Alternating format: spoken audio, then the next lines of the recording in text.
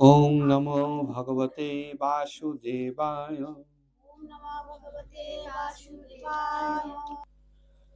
শ্রীমদ্ ভগবদ গীতা যথাযথ অধ্যায় 1 শ্লোক সংখ্যা 28। অর্জুন উবাচ দৃষ্টা ইমম সজনম কৃষ্ণ যুজুৎসুম সমুপস্থিতম সিদন্তি মম গাত্রাণি মুখম চ পরিশুষ্যতি।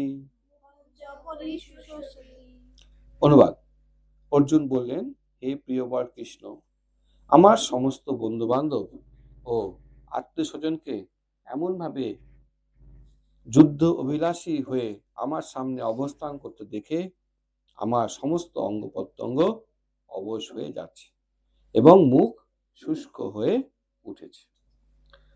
এই যে সামনে অর্জুন যুদ্ধ করবে, যুদ্ধ এর আগে অনেক করেছে, এরকম নাই যে আজকে প্রথমবার অর্জুন যুদ্ধ করতে এসছে। তো যুদ্ধ করতে এসে সে তার সামনে এবার উপস্থিত দেখছে তার আত্মীয় স্বজনকে, গুরুজনদেরকে, বন্ধু বান্ধবকে দেখছে। তো সাধারণত আমরা শত্রুর সঙ্গে যুদ্ধ করতে রাজি থাকি, অপরিচিতের সঙ্গে যুদ্ধ করতে রাজি আছি, বা যার প্রতি রাগ আছে। কিন্তু এখানে অর্জুন এখন তার সামনে তার যে প্রিয় যারা ব্যক্তি, গুরুজন হোক, ভীষ্মদেব হোক, তাদেরকে দেখছে।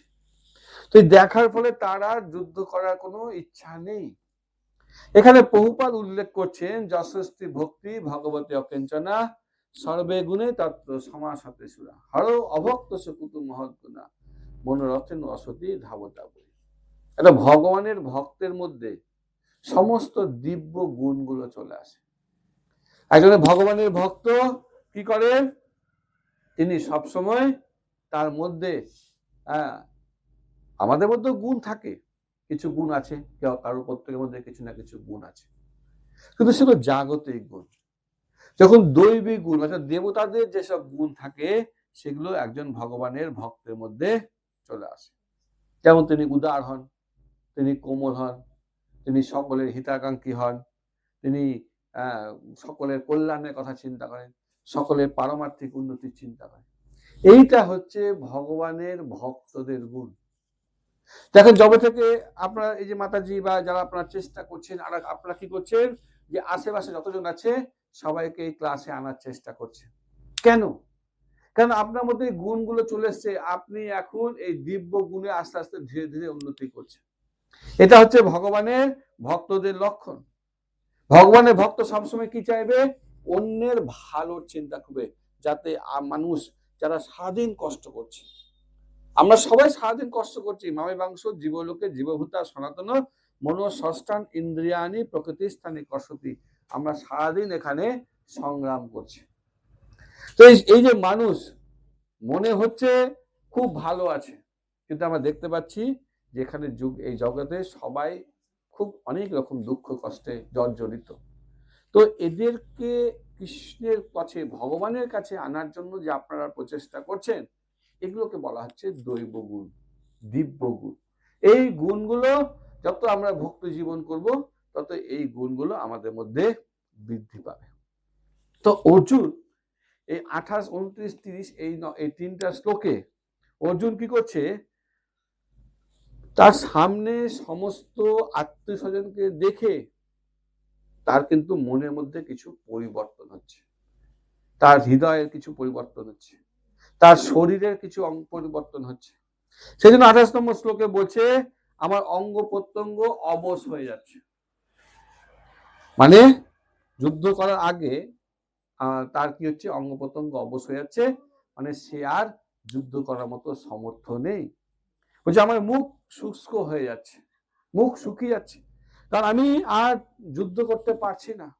এবং প্রভুপাদ বলছেন যে খালি অঙ্গ প্রত্যঙ্গ অবশ হয়নি, তার তিনি তো কি বলছিলাম, যে মুখ শুকিয়ে যাচ্ছে, হাত পা অবশ হয়ে যাচ্ছে, কাঁপছে, চোখের জল পড়ছে। তো এগুলো হচ্ছে আধ্যাত্মিক গুণ।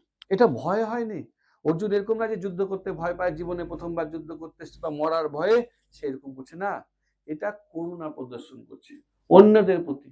তা অন্য, হ্যাঁ, তাদেরকে কেমন করে মারবো। 29 নম্বর শ্লোকে বলছে আমার শরীর কম্পিত হচ্ছে, শরীর কাঁপছে, রোমাঞ্চিত হচ্ছে, আমার হাত থেকে গান্ডীবটা খসে পড়ছে। দেখেন এই যে আমরা মঙ্গল যখন করি, রোমাঞ্চ কম্পা অশ্রু তরঙ্গ ভাজ করি না, করেন? তো এই যে রোমাঞ্চিত কম্পা অশ্রু তরঙ্গ, এটা আধ্যাত্মিক লেভেলেও হয়, আবার জাগতিক লেভেলেও হয়।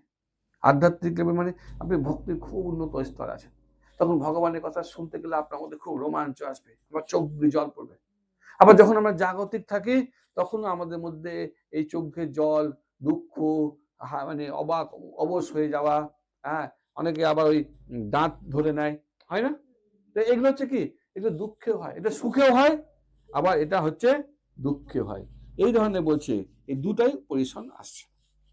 তখন সে বলছে যে হে কেশব, আমি আর স্থির থাকতে পারছি না, আমি আত্মবিস্মৃত হচ্ছি, হ্যাঁ, আমার ত্বকটা জ্বলছে, আমার পা অস্থির হচ্ছে, আমার মনটাকে আমি নিজের কন্ট্রোল করে রাখতে পারছি না।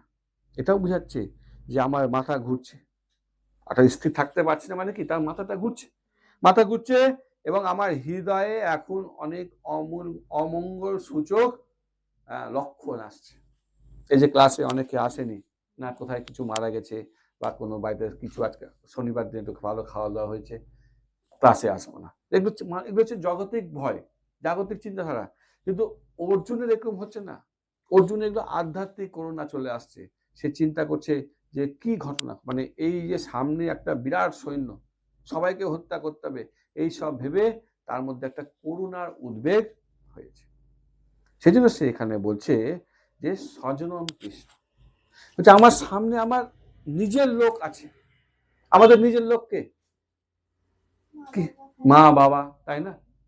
এটা আমার নিজেদের লোক না, আমাদের প্রকৃত স্বজন হচ্ছে কৃষ্ণ। কৃষ্ণ সবসময় আমাদের সঙ্গে, মা বাবা, আত্মস্বজন, বন্ধু বান্ধব কতক্ষণ আমার সঙ্গে থাকবে? ওই চিতাতে উঠা পর্যন্ত, তারপর আর থাকবে? তারপর কে থাকবে আমার সাথে? কৃষ্ণ প্রতি জন্মে জন্মে পরমাত্মা রূপে তিনি আমাদের সঙ্গে থাকবে। সেজন্য আমাদের প্রকৃত স্বজন হচ্ছে কৃষ্ণ। সেজন্য কৃষ্ণকে বলছে যে ওরা আমার স্বজন, অথচ সামনে যে কৃষ্ণ আছে সে মনে মনে হাসছে। এই জন্য বলছে স্বজনম কৃষ্ণ। এই জন্য বলছে যুজুৎসম সমুপস্থিত, বলছে আমার যুদ্ধক্ষেত্রে বন্ধু বান্ধব ও আত্মস্বজনদেরকে দর্শন করে আমার অবস্থা এখন অস্থির হয়ে যাচ্ছে। এই হচ্ছে অর্জুন। কিন্তু এখানে একটা জিনিস আমরা খুব সুন্দর, এই যে ভক্ত মানে তার মধ্যে অনেক দিব্য গুণাবলী আছে। যেমন প্রথম শ্লোকটা যখন আমরা আলোচনা করছিলাম, আমরা ধৃতরাষ্ট্রের সম্বন্ধে বলছিলাম, কি বলছিলাম না, ও কিন্তু ভেদাভেদ করছে না, আমার সৈন্য, আমার পুত্র, পাণ্ডুর পুত্র, এরকম তার মনোভাব ছিল। তো এই যে ধর্মক্ষেত্রে কুরুক্ষেত্রে সমতা যুযুৎসব মামকা পাণ্ডবাস্ত্র, আমার পুত্র পাণ্ডুর পুত্র, মানে ভিন্ন ভিন্ন করছে। কিন্তু অর্জুন ব্যাপারটা সেভাবে দেখছে না। অর্জুন কি চিন্তা করছে? ওই পক্ষের সৈন্য চিন্তা করছে, আবার নিজের পক্ষে, লোকের নিজের পক্ষে সৈন্যের চিন্তা করে, কিন্তু অর্জুন অন্যের পক্ষে সৈন্যদেরও চিন্তা করছে। কেন? কারণ এই যে ভক্ত মানে সে সকলের প্রতি সহানুভূতিশীল হবে, সকলের কল্যাণের কথা ভাববে। অভক্ত তো খালি, সাধারণত যারা সাধারণ মানুষ, মানে জাগতিক যারা খুব ভালো গুণাবলী, তারা কেবলমাত্র নিজের বা আত্মস্বজন, দেশ জাতির চিন্তা করে, তাই না? আমরা চিন্তা করি যে আমাদের সমাজে, আমাদের পাড়ার লোক, গ্রামের লোক ভালো থাকে। কিন্তু একজন ভক্ত সবসময় কি চিন্তা করবে? সমগ্র বিশ্ব ব্রহ্মাণ্ডে যত মানুষ আছে, যত জীব আছে, সকলের যাতে কল্যাণ হোক, এটা ভক্ত। তো এবার তারা চিন্তা করছে অর্জুন, তারা সবাই মরে যাবে। এটা তার হৃদয়ের দুর্বলতা না, এটা হচ্ছে তার হৃদয়ের কোমলতা। এটাই হচ্ছে বৈষ্ণব আচরণ। বৈষ্ণব সবসময় অন্যের কল্যাণের কথা ভাববে, অন্যের উদ্ধারের কথা ভাববে। নিজের উদ্ধারের কথা তো কুকুর বিড়ালও ভাবে, তাই না? কিন্তু অন্যের কথা, অন্যের কল্যাণের কথা, অন্যের পারমার্থিক কথা, অন্যের কি করে মানুষ শান্তি পাবে, সুখ শান্তি পাবে, সেই ধরনের চিন্তাধারা এটা একমাত্র বৈষ্ণবদের হয়। আর অর্জুন হচ্ছে বৈষ্ণব। এটাই বলছে, প্রশ্ন আছে না, ভক্ত অভক্তের মধ্যে পার্থক্য কি, প্রশ্ন আসবে। এটাই হচ্ছে পার্থক্য। একজন ভক্ত সবসময় সকলের কল্যাণের কথা ভাববে, অভক্ত ভাববে না। অভক্ত খালি নিজের জন্য কথাই ভাববে। সেজন্য বলছে এটা হৃদয় কোমলতা না, এটা হচ্ছে শুদ্ধ ভক্তির একটা লক্ষণ। তো এই যে 28 নম্বর, এই যে সহানুভূতি করছে অর্জুন, এর কারণ কি? তো কারণগুলো প্রথম আসছে, একটা হৃদয় তো দুর্বলতা আছে, নিজের লোক। 2 নম্বর হচ্ছে কোমল হৃদয়, কারণ ভক্তদের হৃদয়টা একটু নরমই থাকে। সেজন্য তো ভক্ত ওই জীব হত্যা করে খেতে চায় না। রক্ত যদি খায় তাহলে কিন্তু ভক্ত হতে পারবো না। এই দুইটা আমাদেরকে ক্লিয়ার করতে হবে। সেজন্য কারণ হচ্ছে কি, কারণ হচ্ছে যে এই যে মানুষ যাদেরকে আমি জীব হত্যা করছি, এরাও তো ভগবানের সন্তান। অহম বীজপদপিতা, সমস্ত 84 লক্ষ জনিতে যা যা কিছু আছে, যত জীব আছে, সকলের পিতা হচ্ছে ভগবান। তো সে চাইবে না যে একটা, ভগবানও চাইবে না যে ভগবান দুটো সন্তান, 4টা সন্তান থাকে, 3টা সন্তান শক্ত, একটা সন্তান দুর্বল। তো ওই সন্তানটা যদি বাবাকে গিয়ে বলে, বাবা আমি ভাইটাকে মেরে ফেলে দিই, মা বাবা খুশি হবে? তো ভগবানের যেহেতু সন্তান, তো একটা যদি আমরা মানে নিরীহ জীবদেরকে হত্যা করি, তাহলে কিন্তু ভগবান কখনই খুশি হবে না। এই হচ্ছে কথা ভগবানের থেকে। 2 নম্বর ভাবছে এখানে যুদ্ধ করতে এসছে, পাশে ভগবান আছে। আজকে এরা কি করছে, এরা হয়তো যুদ্ধে লিপ্ত হয়ে গেছে, অথচ ভগবান পাশে থাকতে ভগবানের সঙ্গে যুক্ত হতে পারছে না। এটাও তো একটা দুঃখের বিষয়। আজকে আপনার গ্রামে আমি এসেছি কেন না, আপনাদেরকে একটু কৃষ্ণের সঙ্গে যোগাযোগ করে দিতে, একটু সম্পর্ক করে দেবো, আপনারা কৃষ্ণ সম্বন্ধে জানবে। এবার এরপরে যদি না আসে কেউ, তার মানে সেটা কি, তা তো কষ্ট হবে না? তা আমাদের মধ্যে তো কষ্ট হবে, আপনাদের মধ্যে কষ্ট, যে আপনারা অনেক প্রচেষ্টা করে সুন্দর ব্যবস্থা করছেন, তারপর যদি না আসে। কারণ এত সুযোগ থাকার পরও আমরা কি করব, নিজেকে ভগবানের সঙ্গে যুক্ত করছি না। এই হচ্ছে ব্যাপার। ক্লাস দিয়ে গেলাম, তাহলে কি হবে, আপনাদেরকে সারা সপ্তাহ উচিত এই বইগুলোকে একটু অধ্যয়ন করা। যদি না করে আমরা কি করছি, সারাদিন আমাদের এরকম এরকম করে আঙুলটা চলতে আছে, রিলস দেখতে আছে। 2 নম্বর হচ্ছে, আরেকটা হচ্ছে এই যে করুণা যেটা আছে, সেটা 2 প্রকার হয়। আমরা তো করুণা আছে না আমাদের মধ্যে, আছে না? এই আমরা অনেকের প্রতি করুণা করি। তো এই করুণাটা হচ্ছে 2 প্রকার, একটা হচ্ছে জাগতিক করুণা, একটা হচ্ছে আধ্যাত্মিক করুণা। ধরুন আপনি বাসে করে যাচ্ছেন, রাস্তায় একটা অ্যাক্সিডেন্ট দেখলেন, একজন মারা গেছে, তা আপনার কি হয়, তার প্রতি একটা কি ধরনের করুণা হয় একটু বলেন। আমরা যখনই কেউ অ্যাক্সিডেন্ট হয়, আমরা ভাবি তার পরিবারের কি হলো, তার মা বাবাকে কে দেখবে, সে চাকরি বাকরি করে কিনা, দুবেলা খেতে পাবে কিনা, ছোট ছোট বাচ্চা থাকলে আমাদের কি হয়, তাদের প্রতি অনেক কষ্ট, দুঃখ হয়। দুঃখটা কেন হচ্ছে না, আমরা কিন্তু তার জায়গাতে নিজেকে স্থাপন করে দিচ্ছি, যে আমার যদি অ্যাক্সিডেন্ট হয়ে যায় তাহলে আমার তো একই অবস্থা হবে, আমার পরিবার কি হবে, বাড়ির লোক কি হবে, মা বাবা কি হবে, সন্তান কি হবে। এটা কিন্তু আমাদের সবসময় আমরা সেই জায়গায় নিজেদেরকে নিয়ে চলে আসি। কিন্তু আমি আবার ভাবি তো, কিন্তু একবারও কি আপনাদের এই জীবনের জিনিসটা মনে হয়েছে যে মানুষটা মারা গেল, কৃষ্ণের সঙ্গে সম্পর্কই হলো না, এ এখন কোথায় যাবে, সারা জীবন ভক্তি করলো না, নরক গেল, এই যে এত মানব জীবন পেল, মানব জীবনটাকে সে বৃথায় পার করলো, এই ধরনের করুণা কি এসছে? এটাকে বলা হয় আধ্যাত্মিক করুণা। এইটা ভাবতে হবে না, ও পরিবারের চিন্তা পরে, আগে তো সেই মানুষটাকে নিয়ে ভাবেন যে মারা গেল, আমি তো সেই মানুষটাকে নিয়ে ভাবতে হবে যে গ্রামে এখনো ঘুরে বেড়াচ্ছে, অথচ মন্দিরে ভগবানের কথা শোনার জন্য তার সময় নাই, এত জীবনটা নষ্ট হচ্ছে, আস্তে আস্তে জীবনটা পার হয়ে গেল, তার পুরো দুর্লভ মানব জীবন যে দুর্লভ, সেটা কি হচ্ছে, নষ্ট হয়ে গেছে। তো এই হচ্ছে আধ্যাত্মিক করুণা। এই ধরনের করুণা আমাদেরকে অর্জুন প্রদর্শন করছে। আমরা তো জাগতিক করুণা প্রদর্শন করি না, যে একে মারবো না, ওকে মারবো না, কিন্তু একজন ভক্ত সবসময় কি করবে, আধ্যাত্মিক করুণা প্রদর্শন করবে। 3 নম্বর একটা পয়েন্ট আসছে, যে ব্যক্তিগত স্বার্থ। হ্যাঁ, একজন ভক্ত ভাবছে যে আমি কেন কাউকে কষ্ট দিতে যাব, এটা তো সাধারণ ব্যাপার, কাউকে কষ্ট দিয়ে তো কিছু অর্জন করা যায় না, যাবে কি, কিছু পাওয়া যাবে না। তো তো সে ভাবছে কাউকে কেন কষ্ট দিব, কারণ স্বার্থপর হবে। আমি যদি কাউকে কষ্ট দিই, একটা মশাকেও মারি, তাহলে সেটা তো একটা স্বার্থপর হচ্ছে। হ্যাঁ, যাই হোক, হচ্ছে কিন্তু আমাদের প্রকৃত স্বার্থ হচ্ছে বিষ্ণু। আমাদের বিষ্ণু ভগবানের সেবা করাই হচ্ছে আমাদের প্রকৃত স্বার্থ। আমাদের অন্য কোনো স্বার্থ থাকা উচিত নাই।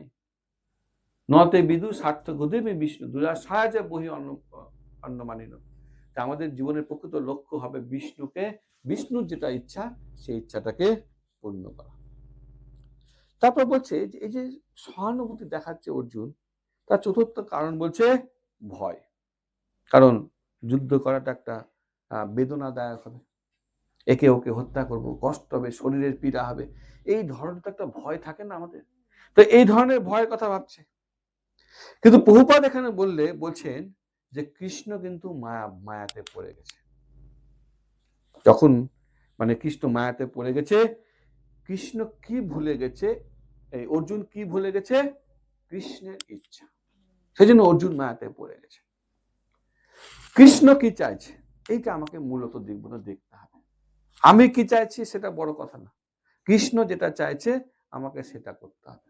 কৃষ্ণ চেয়েছে এখন ধর্ম স্থাপন হবে, এখন যুদ্ধ হবে, তাহলে অর্জুনকে যুদ্ধ করতে হবে। সেখানে যদি অর্জুন যদি যুদ্ধ না করে, তাহলে সেটা হয়ে যাবে কৃষ্ণের বিরুদ্ধে। কৃষ্ণ চাইছে আমরা সাধন ভজন করে তার কাছে ফিরে যাই। আমি যদি সেটা না করি, তাহলে সেটা কি হবে? কৃষ্ণের বিরুদ্ধে হয়ে যাবে। সেজন্য আরেকটা কারণ হচ্ছে এই যে কৃষ্ণ মোহিত হলো, নিতে বিপরীত চিন্তাধারা করতে শুরু করলো। বিপরীত চিন্তাধারা মানে কনিষ্ঠ ভক্ত অনেক সময় এমন এমন কথা ভাবে যে তারা হয়তো ভাবে যে মানুষকে, যাই হোক এটা কি বলবো, মানে কনিষ্ঠ ভক্ত যেটা নিজের ইচ্ছা সেটাকে প্রাধান্য দিবে। আমি কি চাইছি, এটা একটা সমস্যা হয়ে যায় যে কোনো জায়গায়, সোসাইটিতে বা প্রচারের ক্ষেত্রে আমরা দেখেছি যারা মানে যেটা সে চাইছে, সে কি রান্না করতে যাচ্ছে ভগবানের জন্য, নিজেরটাকে প্রাধান্য দিচ্ছে। কিভাবে সে প্রচার করবে, নিজেরটাকে প্রাধান্য দিচ্ছে। কিভাবে সেবা হবে, নিজেরটাকে প্রাধান্য দিচ্ছে। কিন্তু একজন উন্নত স্তরের ভক্ত সবসময় গুরু বৈষ্ণব আচার্যদের নির্দেশকে প্রাধান্য দেয়। তো অর্জুন এখানে নিজেরটাকে প্রাধান্য দিচ্ছে। আমার কি, সে কৃষ্ণের কথা চিন্তা করছে না। কিন্তু কৃষ্ণ কি খেতে ভালোবাসে, কৃষ্ণ কি করতে আছে, কৃষ্ণ কিভাবে প্রচার করতে আছে, এটা কিন্তু সে করছে না। কৃষ্ণ এখানে যুদ্ধ করতে আছে, কিন্তু অর্জুন ভাবছে না আমার কৃষ্ণের কথা না, আমার গুরুত্বটা এখানে বেশি। সেই জন্য আরেকটা লাস্ট প্রশ্ন হচ্ছে যে অহিংসা, কৃষ্ণ চাইছে আমি অহিংসা পরম ধর্ম, আমি কেন হিংসা করতে যাব? এই সব প্রশ্নগুলো কিন্তু অর্জুন বলছে, এগুলো দ্বিতীয় অধ্যায়ে কৃষ্ণ সব খণ্ডন করবে। আর কত আসলো? 29 হলো, 29 হয়ে গেল। 30 নম্বর। 30 নম্বর বলছে, হে কেশব, আমি এখন স্থির থাকতে পারছি না, আমি আত্মবিস্মৃত হচ্ছি এবং আমার চিত্ত উদ্ভ্রান্ত হচ্ছে। আমি কেবল অমঙ্গল সূচক লক্ষণ সমূহ দেখছি, দর্শন করছি। তো এখানে প্রভুপাদ উল্লেখ করছেন যে জড় বিষয়ের প্রতি অত্যাধিক আসক্ত হয়ে যায় আমরা ছোট ছোট ব্যাপারে। একটা ছোট খেলনা নেওয়ার জন্য ছোট ছোট বাচ্চারা কি হচ্ছে, কান্না করছে। আমরাও তাই, আমরা ছোট বাচ্চার মতোই কোনো অংশে বড় হয়নি। ছোট ছোট ব্যাপারে আমরা কিছু মানুষকে আমাকে মোহাচ্ছন্ন করছি। মোবাইলটা যদি কোনো কারণে হারিয়ে যায়, ব্যাস আমার আর ক্লাসে মন বসবে না। আমাকে যতক্ষণ না রাতটা পাচ্ছি, আমার কিন্তু মনটা ছুটে বেড়াচ্ছে আজকে, আমার তাই না? তো এই হচ্ছে ব্যাপার।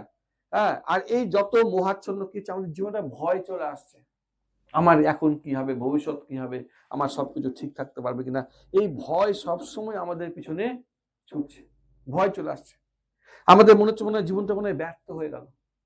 আমরা ভাবছি যে আমাদের জীবনটা শেষ হয়ে গেল, আমরা জীবনে উন্নতি করতে পারলাম না, একে ওকে দেখছি, আমাদের মধ্যে এই সমস্ত ধারা চলে আসছে। এগুলো হচ্ছে সমস্যা। তারপর হচ্ছে ভ্রমতি, মানে আমরা অধৈর্য হয়ে পড়ছি জীবনে। আমরা প্রত্যেকে কিন্তু অধৈর্য হচ্ছি, এই অর্জুনও কিন্তু অধৈর্য হচ্ছে। এবং অর্জুন কি হচ্ছে, মানসিকভাবে দুর্বল হয়ে যাচ্ছে। জেনে ভাবছে, তারপর মানুষ কি ভাবছে, আমার বেঁচে আর লাভ কি, আমি কি করব, আমার তো কিছু হচ্ছে না। এবং মানুষ কি করছে, কিন্তু মানুষ জীব একটা জিনিস ভুলে যায়, সেটা কি, আমি কৃষ্ণের দাস। এই যে অর্জুন সবাই ভুলে যাচ্ছে, অর্জুনের কিন্তু আর কোনো মাথা ঠিক নেই, সামনে যুদ্ধ করতে হবে, সামনে তার আত্মস্বজন, কিন্তু সে ভুলে গেছে যে সে কে। আমি হলাম কৃষ্ণের নিত্য দাস, আমাকে কৃষ্ণের নির্দেশ মতো চলতে হবে, সামনে কে আছে আমাকে সেটা বিচার করলে হবে না। ঠিক যেমন আমরা যখন ভক্তি জীবন করি আমাদের পরিবার থেকেও অনেক সমস্যা আছে, কিন্তু লক্ষ্যটা করতে হবে যে আমার মেন লক্ষ্য হচ্ছে কৃষ্ণকে প্রাপ্তি।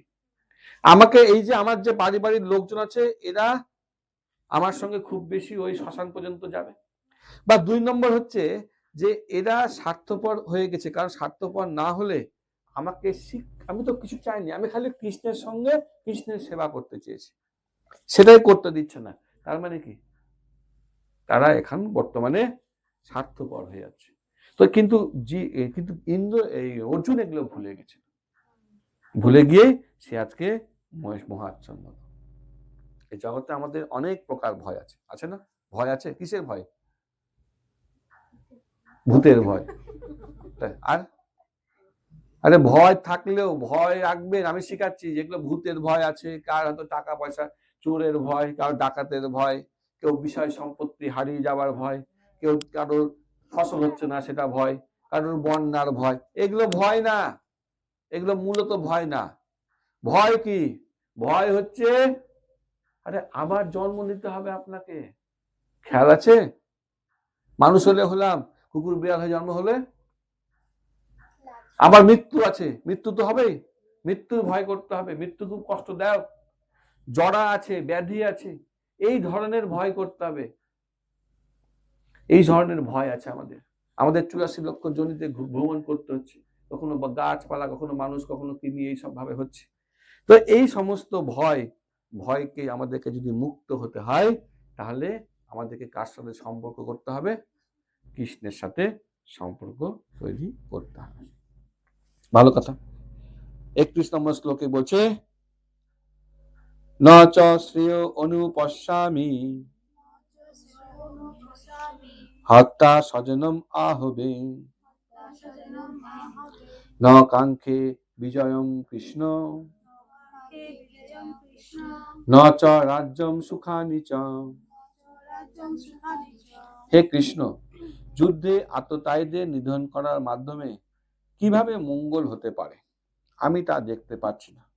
আমি কোনো যুদ্ধ জয়, রাজ্য এবং সুখভোগ কামনা করি না। খুব সুন্দর।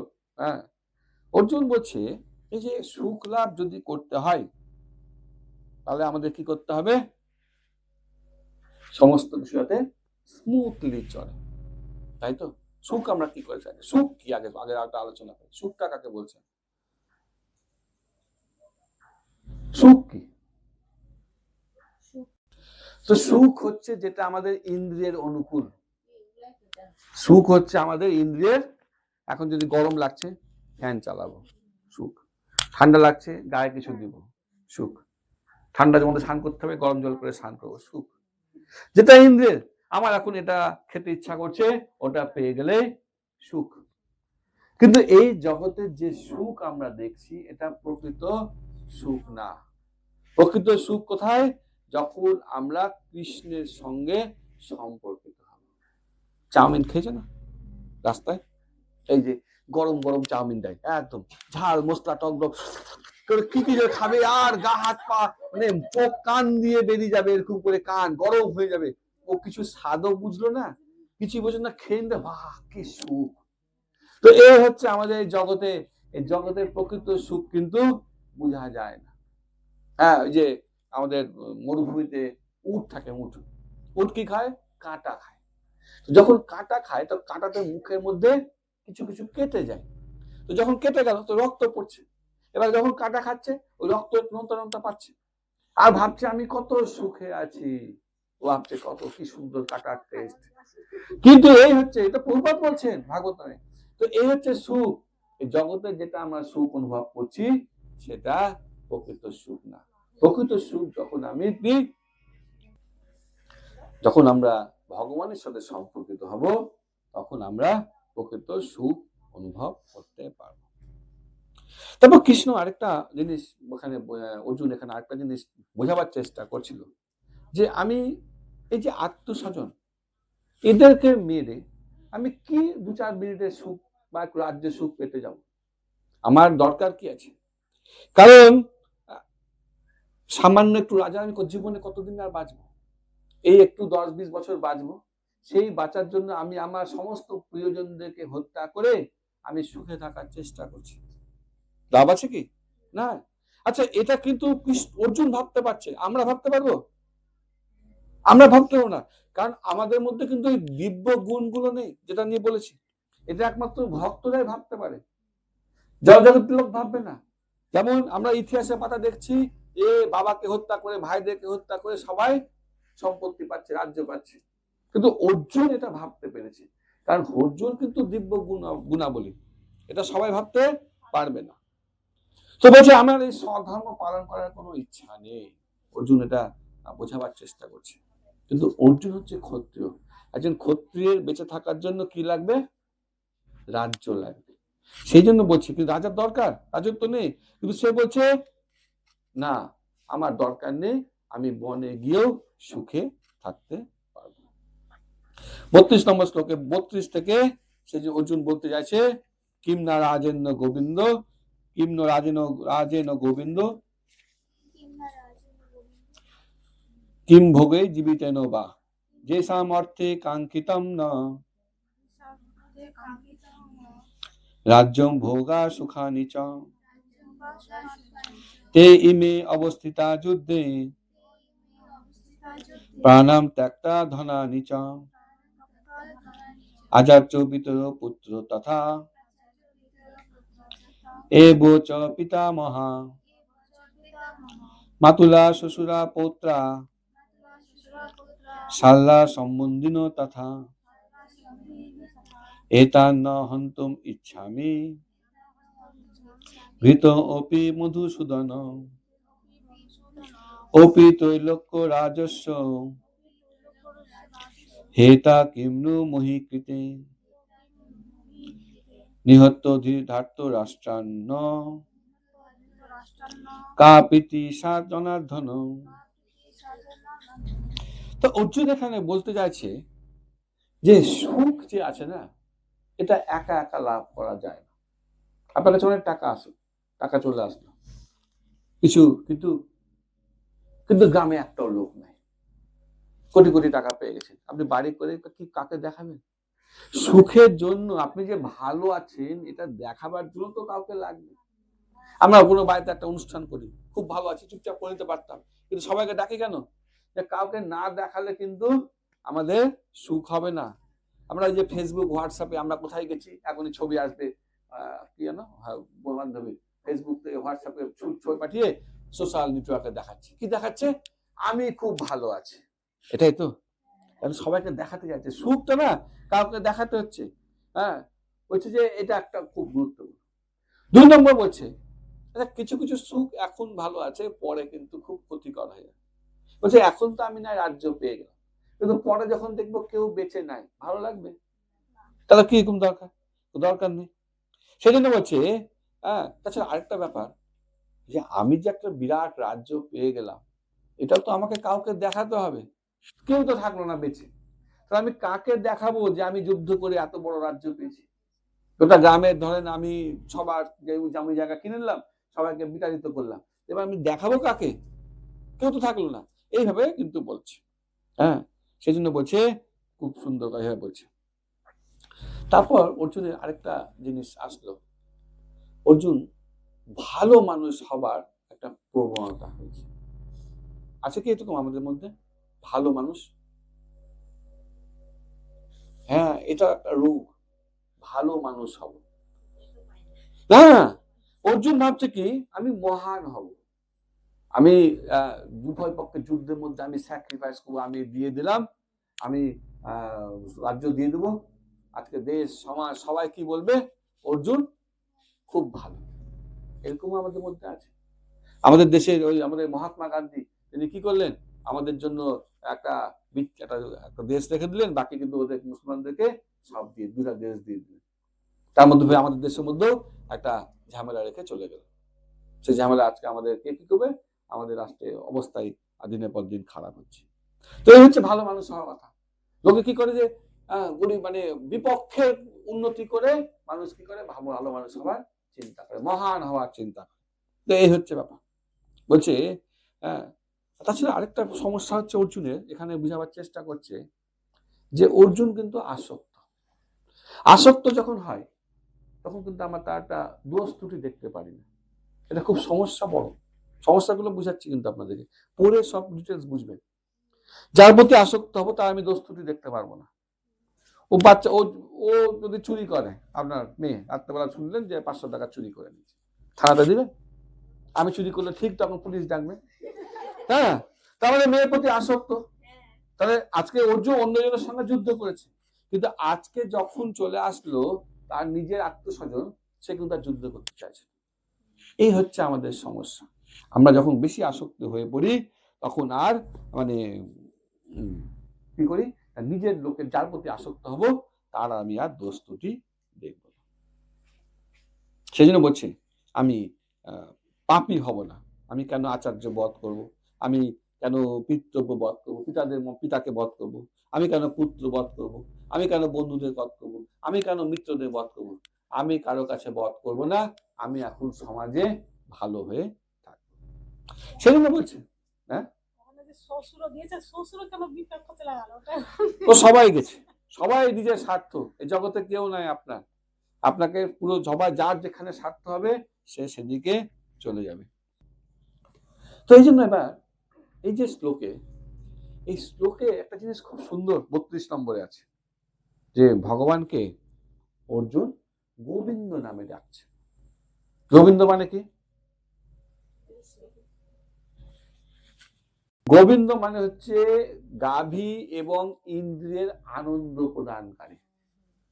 আমাদেরকে আনন্দ প্রদান করে কৃষ্ণ, সেই জন্য তার নাম হচ্ছে গোবিন্দ।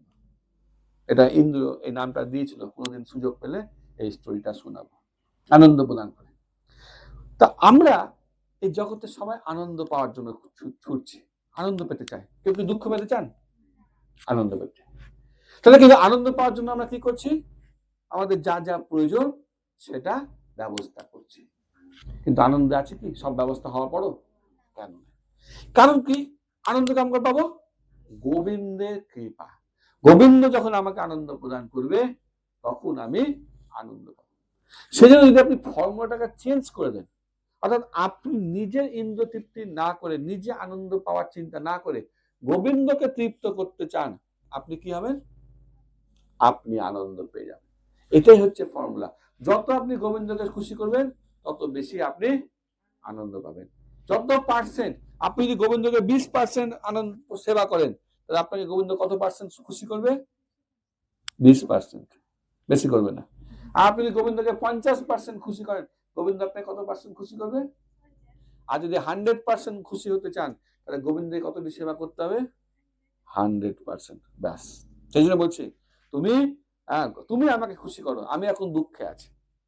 আচ্ছা, আরেকটা কথা বলছি, যারা নিজের চিন্তা করে সারাদিন ভালো থাকবো ভালো খাবো, তারা কখনো তৃপ্ত হতে পারে না।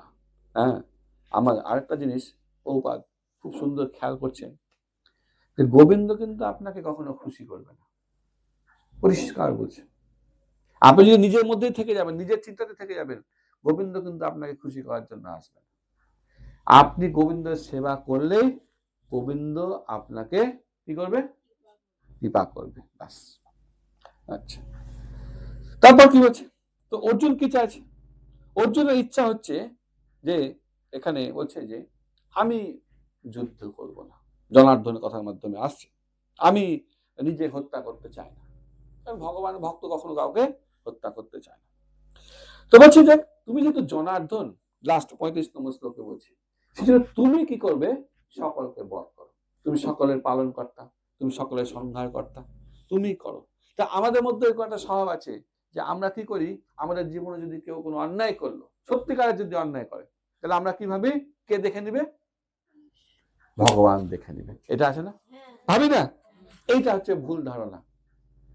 এটা একটা ভুল ধারণা।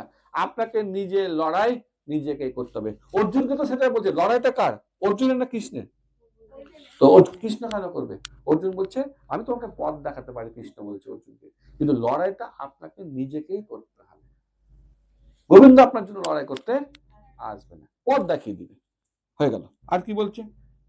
হ্যাঁ, কৃষ্ণ বলছে মানে কৃষ্ণ যুদ্ধ করে সবাইকে মেরে দিক, আর অর্জুন চাইছে আমি সমাজে খুব ভালো হয়ে থাকবো, মহান হয়ে থাকবো, মানে খুব মানে সে চালাকি করার চেষ্টা করছে। একটা জিনিস অর্জুন ভুলে গেছিল, যে কৃষ্ণ এই যুদ্ধের আগেই সবাইকে হত্যা করে দিয়েছে, এটা ভুলে গেছিল। একটা আলোচনা আছে 34 নম্বর শ্লোকে, যে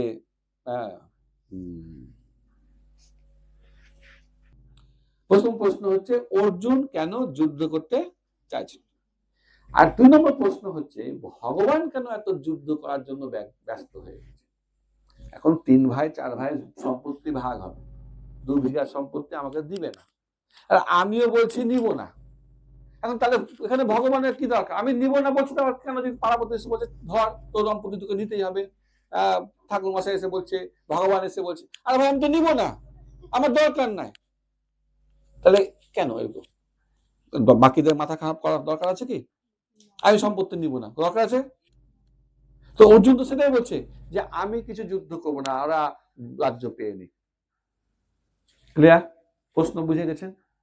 এবার এই উত্তর বলছে, মানে অর্জুন এখানে বলছে, মানে প্রভুপাদ এখানে বলছে যে ভগবানের চরণে যদি কেউ অপরাধ করে, ভগবান কিন্তু তাকে ক্ষমা করে দেয়। ক্ষমা করে দেয়। আপনি ভগবান চরণে অপরাধ করেন, দুটো কথা গোবিন্দ সম্বন্ধে খারাপ কথা বলে দেন, গোবিন্দ কিন্তু আপনাকে ক্ষমা করে দেবে। কিন্তু ভক্তের চরণে যদি অপরাধ করেন, ভগবান কিন্তু ক্ষমা করবে না। অর্জুনকে তাকে প্রতি খারাপ ব্যবহার করেছে, সারা জীবন তাকে কষ্ট দিয়েছে, ভগবান ছাড়বে না। ভক্ত অনেক উন্নত মানসিকতা হতে পারে, অনেক কোমল হৃদয় হতে পারে, অনেক মহানুভব হতে পারে, কিন্তু ভগবান একটাও কাউকে কিন্তু ছাড়বে না। যে যে এই ভগবানের চরণে অপরাধ করবে, ভগবান তাদের সকলকে শাস্তি দিবে। সেই জন্য আমাদেরকে সবসময় সাবধান থাকতে হবে, যাতে আমরা গুরু বৈষ্ণবদের চরণে কোনো প্রকার অপরাধ না করি। বলছে 36 নম্বর শ্লোকে, এই ধরনের আততায়ীদের বধ করলে মহাপাপ আমাদের আচ্ছন্ন করবে, তাই বন্ধু বান্ধব ও ধৃতরাষ্ট্রের পুত্রদের সংহার করা আমাদের পক্ষে অবশ্যই উচিত হবে না। হে মাধব, আত্মীয় স্বজনদেরকে হত্যা করে আমাদের কি লাভ হবে, এবং আর তার ফলে আমরা কেমন করে সুখী থাকব? তো এই জগতের মানুষ কিছু কিছু লৌকিক ধর্ম মানে, যেটা শাস্ত্রে ঠিক এটা মানে বিধান নেই। যেমন কি, যে ব্যক্তিগত স্বার্থে কাউকে হত্যা করা যাবে, নিজের স্বার্থে আমি কেন কাউকে হত্যা করবো, ছাড়ো। 2 নম্বর হচ্ছে গুরুজনদেরকে হত্যা করা যাবে না, মারা যাবে না, বকা যাবে না। আচ্ছা, এগুলো শিখাই না আমরা বাচ্চাদের? গুরুজনদের মুখে মুখে তর্ক করতে হয়, তাদেরকে কিছু তাদেরকে হত্যা করা যাবে না। তর্ক তো দূরে, হত্যা তো দূরে কথা, তর্ক করতে আমরা বারণ। তারপর আমরা একটা মানে ক্ষমা পরম ধর্ম, ক্ষমা করে দাও তুমি, সেটাই সবচেয়ে বড় ধর্ম। কি আমরা বলি কি এগুলো? ব্যাস, সেগুলো শিখাচ্ছি। তারপর বলছে কারোর পরিবারের ক্ষতি করে কি লাভ, এই ধরনের কথাও আমরা সাধারণত বলে থাকি। ঠিক? তো এই যে প্রভুপাদ এই শ্লোকে এই যে আততায়ন, ওখানে আমাদের অর্জুন তার আত্মস্বজনের নাম বলছে, কিন্তু সঙ্গে এটা বলছে আততায়ন, মানে তারা আততায়ী। তো বলছে 6 প্রকার আততায়ী যদি হয়, তাহলে আমরা তাদেরকে কি করতে পারি? মারতে পারি। কে ভালো করে শুনে নেন, তাহলে কোনো পাপ হবে না। এখন পুলিশ তো আপনাকে ধরবে কিনা সেটা আমার গ্যারান্টি নাই, হ্যাঁ, কিন্তু আপনার কোনো রকম পাপ হবে না। কি বলছে, যে কেউ যদি আপনাকে বিষ প্রদান করে, আপনি তাকে মারতে পারেন। ভীমকে বিষ প্রদান করেছিল, সেই জন্য ভীম মারতে পারে। বলছে যে ঘরে আগুন লাগায়, ওকে যদি মারি, আমার কোন রকম পাপ হবে না। যেমন ওই চাতক গৃহে আগুন লাগিয়ে দিয়েছিল কৌরবরা, মনে আছে? তারপর বলছে কেউ যদি ধারালো অস্ত্র নিয়ে আমাকে আক্রমণ করে, আমি তাকে মারতে পারি, আমার তাতে কোনো রকম পাপ হবে না। তারপর হচ্ছে যে যদি কেউ ধন সম্পদ লুণ্ঠন করে, বাড়িতে ডাকাতি চলে আসবে, আমি দেশের সময় তো কাউকে মারি, আমার কিন্তু কোনো পাপ হবে না। বলছে অন্যের জমি যদি কেউ দখল করে, তাকেও যদি মারি, কোন রকম পাপ হবে না। যে পাণ্ডবদের জমি দখল করে নিচ্ছে, তাই তো মারতে পারে। আমরা এগুলো ভুলে গেছি, আমরা অ্যাকচুয়ালি গীতাকে ভুলে গেছি বলে আজকে আমরা ধর্ম রক্ষা করতে পারছি, নিজেকে রক্ষা করতে পারছি। আবার বলছে যে বিবাহিত স্ত্রীকে হরণ করে, কে করেছে এরকম বিবাহিত স্ত্রীকে হরণ? সীতাকে করেছিল রাবণ। তো তাহলে কি রাম, কি ভগবান রাম কি করবে? ভগবান রাম তো এমনি খুব সুন্দর, নম্র, ভদ্র, কৃপালু, রাবণকে ছাড়লো কি? না, ছাড়লো। সেই জন্য বলছে এদেরকে কিন্তু বধ করা যাবে। তো সেজন্য হ্যাঁ এরকম করে বলছে যে তাদেরকে বধ করা যাবে, দরকার নেই, কোনো চিন্তা নেই। সেজন্য বলছে আততায়ী যদি স্বজন হয় তাহলে কিন্তু তাকেও হত্যা করা যাবে। তো এই যে ভক্ত হয় তারা কিন্তু একটু সাধু সুলভ হয়, মনটা তাদের নরম থাকে, তাই না? তো ভক্তদের মন সবসময়, কিন্তু সমস্যা হচ্ছে যুদ্ধ করতে নেমে যদি আমি নরম হয়ে যাই, চলবে? কারণ একটা ক্ষত্রিয় জাতি তো ক্ষত্রিয়, ক্ষত্রিয় ধর্ম যুদ্ধ করা। এখন পুলিশ যদি বলে না আমি চোরকে মারবো না, আমরা কিন্তু আর বাড়ি ঘর থাকবে না, পুলিশকে কিন্তু কঠোর হতেই হবে। সেজন্য অর্জুনের বা অর্জুনকেও কিন্তু কঠোর হতে হবে, কারণ অর্জুন হচ্ছে ক্ষত্রিয়, প্রশাসকের কঠোর, নীতিজ্ঞ, হতেই হবে, নীতিজ্ঞ হতেই হবে, কাপুরুষ হলে কখনো চলবে না। কিন্তু ওই যে আরেকটা কথা, ক্ষমা পরম ধর্ম বলেছিলাম না, সবই ভালো, কিন্তু খুনিকে যদি ক্ষমা করি তাহলে কিন্তু আমরা জগতে বাঁচতে পারবো না। এই সমস্ত জিনিস কিন্তু আমাদের গীতাতে বহুপাত খুব সুন্দর সুন্দর করে উল্লেখ করছে। এই পয়েন্টগুলো খুঁজে খুঁজে দাগ দিয়ে রাখবেন, বারে বারে পড়বেন, তাহলে এগুলো আমাদের জীবনে লাগবে। কৃষ্ণের আরেকটা নাম কি? মাধব। মাধব মানে কি বলেন? তো মাধব হচ্ছে লক্ষ্মী দেবীর স্বামী, ঠিকই বলেছে। তো লক্ষ্মী হচ্ছে সৌভাগ্যের প্রতীক, তাই না? সৌভাগ্য বর্ধন করবে। আমরা প্রত্যেক বাড়িতে যাই কিছু পূজা করি না করে না, লক্ষ্মী দেবীকে রাখি। আমি দেখেছি পাঞ্জাবিরা, তারাও কিন্তু সেই লক্ষ্মী ঠাকুর বাড়িতে, ওদের মধ্যে অনেকের বাড়িতে, প্রায় অর্ধেকের বাড়িতে লক্ষ্মী ঠাকুর থাকে। আমি একবার গিয়ে জিজ্ঞেস করলাম এটা কে? লক্ষ্মী। আমি ভাবছি যে অন্য কোনো দেবতা বোঝা যায় না। এই বরকে চিনেন? একদম বরকে চিনি না, বরটাকে রাখবেন, তাহলে আরো ভালো, আপনার সৌভাগ্য একদম আরো ভালো হয়ে যাবে। হ্যাঁ, যাই হোক, তখন আর বিশেষ বুঝাইনি, একটা দোকানে কিনতে গেছিলাম, তো যাই হোক সেখানে গিয়ে দেখলাম। তো লক্ষ্মী দেবী সৌভাগ্যের প্রতীক। তো এখন বলছে তুমি আমাকে এমন কোন কাজে কেন নিয়োগ করছো, কৃষ্ণকে বলছে যে আমার সৌভাগ্যটা নষ্ট হবে, কারণ যুদ্ধ করব, আত্মীয়স্বজনকে হত্যা করবো, এটা তো খারাপ জিনিস। তো এইটা কাজ করে আমি আমার সৌভাগ্যটাকে কেন নষ্ট করতে আছি? তো এই জন্য বলছি, হ্যাঁ, এটা তাকে বোঝাবার চেষ্টা করছে। এই শ্লোকে মাধব বলে ডাকা হচ্ছে, 36 নম্বর শ্লোকে, ঠিক আছে? কিন্তু এখানে অর্জুনের একটা সমস্যা দেখা গেছে। সমস্যা কি? অর্জুন যুদ্ধের পরিণাম যে আছে সেটার কথা চিন্তা করছে, যে যুদ্ধের ফলে ভাবছে যে এটা এ মারা যাবে, ও মারা যাবে, এটা এতগুলো সৈন্য মারা যাবে, এইটা ভাবছে, পরিণামের কথা ভেবে কাজে যাচ্ছে। কার কথা ভুলে যাচ্ছে? কৃষ্ণের কথা। আমি এখানে আসছি প্রচার করতে, আমি যদি ভাবি যে না এখানে তো একজনও আসবে, দুজন আসবে, কেন কেন যাব, হবে কি? আমাকে এখানে পরিণামের কথা বিচার করলে হবে না, আমাকে এখানে আসতে হবে যে আজকে না কালকে এই মন্দির পুরোটা ভক্ততে ভরে যাবে। কি করে ভরবে? আপনারা যখন আরো ভালো করে প্রচার করবেন, তখন ভক্ত ভরবে, তখন তো পরে ভবিষ্যতে আরো শুদ্ধ ভক্তরা আসবে, এটা খুব দরকার ছিল। সেজন্য আমাদেরকে এগুলো মনে রাখতে হবে। 37 নম্বর শ্লোকে বলছে, হে জনার্দন, যদিও এরা রাজ্য লোভের দ্বারা প্রভাবিত হয়ে কুলক্ষয় জনিত দোষ ও মিত্র দোহ নিমিত্ত পাপ লক্ষ্য করছে না, কিন্তু আমরা কুলক্ষয় জনিত দোষ লক্ষ্য করেও এই পাপ কর্মে কেন প্রবৃত্ত হব? কুলক্ষয় কি? কুলক্ষয় যে আমাদের যে একটা বংশ থাকে, সেই বংশটা কিছু রীতিনীতি থাকে, কালচার থাকে। ধরেন আপনাদের একটা কালচার আছে রাজবংশের, আমাদের একটা কালচার আছে, আবার কোনো জায়গায় তো মন্ডল একটা কালচার আছে, সবার ভিন্ন ভিন্ন কালচার। তো বলছে যদি যুদ্ধ হয়, সবকিছু নষ্ট হয়, তাহলে কুলের ক্ষয় হয়ে যাবে, সব তো মারা যাবে, কালচারটাও কি হবে? নষ্ট হয়ে যাবে। যাই হোক, তো এই যে কুলক্ষয় যদি হয়, তো যুদ্ধে কুলক্ষয় হবে, সন্তানরা মারা যাবে। বলছে এই যে মিত্র, তা বন্ধু বান্ধব সবাই মারা যাবে। তো এই যে এত মারা যাবে, এই পাপ কার হবে? অর্জুনের। তাহলে আমি কেন এই খারাপ কার্যে যুক্ত হব? সবাইকে মেরে তো একটা পাপ আছে, আমি বলছি মশা মারতে পাপ আছে, তাহলে যদি আশেপাশে যত বন্ধু বান্ধব আত্মীয় স্বজন আছে, গুরুজন আছে, সবাইকে যদি অর্জুন হত্যা করে, তাহলে কি হবে? অর্জুনের একটা পাপ হবে। কারণ কুলক্ষয় কাকে বলে? কুলক্ষয় মানে হচ্ছে বংশের নাশ, বংশই নষ্ট হয়ে গেল, কোনো কেউ থাকলো না।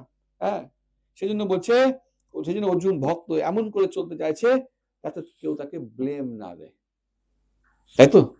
তাহলে ভক্তদের কি করতে হবে? এমন করে চলতে হবে যাতে কেউ যদি ব্লেম দেয়, তো গীতা ক্লাস করছিস, ফের মালদাতে গিয়ে ক্লাস করছিস, আর এখানে সারাদিন খারাপ কাজ করছিস, তো পাড়ার লোক কি বলবে? তাহলে ভক্তদের কেমন করে চলতে হবে? ওটা ব্যাস। তো অর্জুন চাইছে যে আমাকে দেখে জীবনে কোনো ব্লেম না দেয়। 38 নম্বর শ্লোকে বলছে যে হ্যাঁ, আমি তো শাস্ত্রে অন্ধ, আমি তো কর্ম তার সম্ভব জানি না, তা আমি কেন পাপ করবো? অর্জুন চাইছে, জন্য বলছে যে আপনাকে কৃষ্ণকে জনার্দন বলে ডাকছে, যে আপনি সমস্ত জীবের পালন কর্তা, আপনি এক কাজ করেন, আপনি সবাইকে হত্যা করে দেন। কি সুন্দর ভাবে এটা অর্জুন কিন্তু কৃষ্ণের উপর চাপিয়ে দিতে চেষ্টা করছে, যে আমি কিছু করব না, যা করার তুমি করো।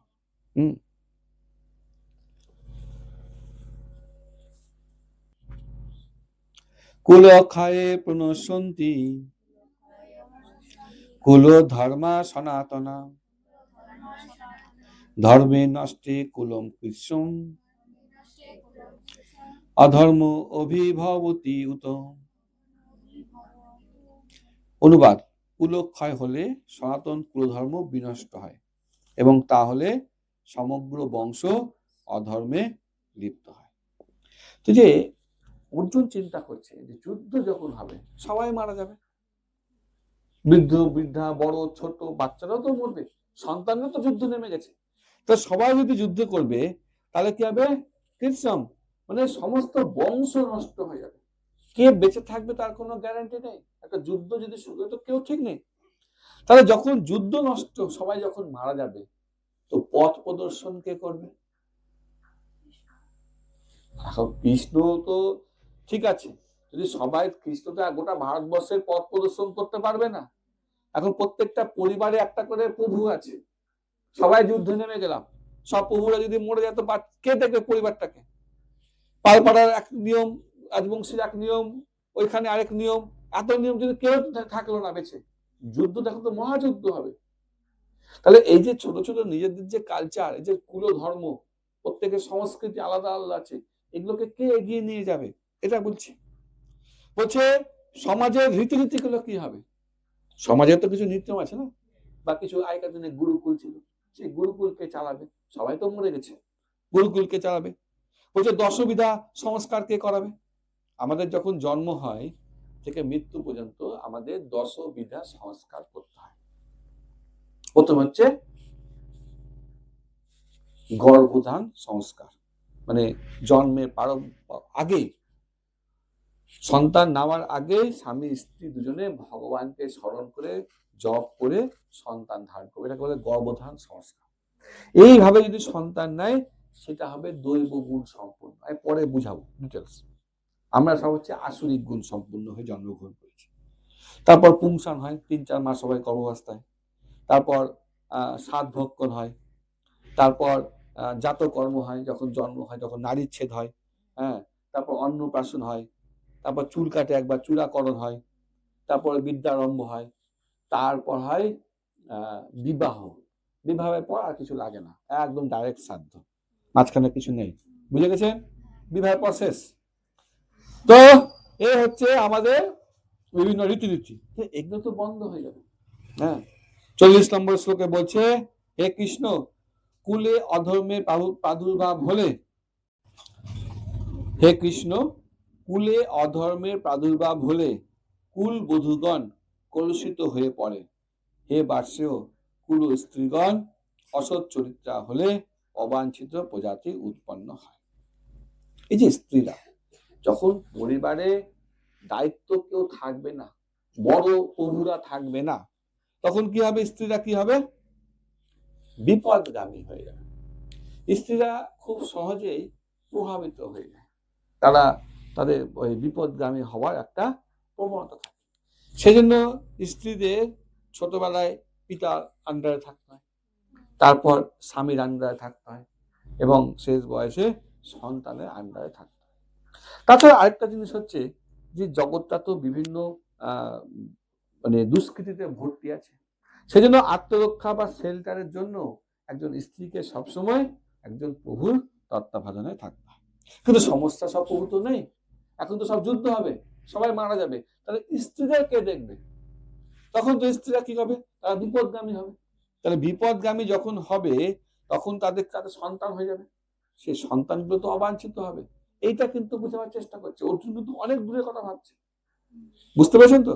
সংসারে বা অসদ্ধি, অবাঞ্ছিত সন্তান, হ্যাঁ, সংস্কার নষ্ট হবে। ওই যে দশবিধা সংস্কার বললাম, একটা জন্ম নেওয়া থেকে সাত ভক্ষণ, তারপর নারীর ছেদ, তারপর যে বিদ্যা শুরু হবে, তারপর সে আস্তে আস্তে ব্রাহ্মণ হস্তারে আসবে, এই যে সমস্ত সংস্কার, একটা বিবাহ তো একটা যোগ্য।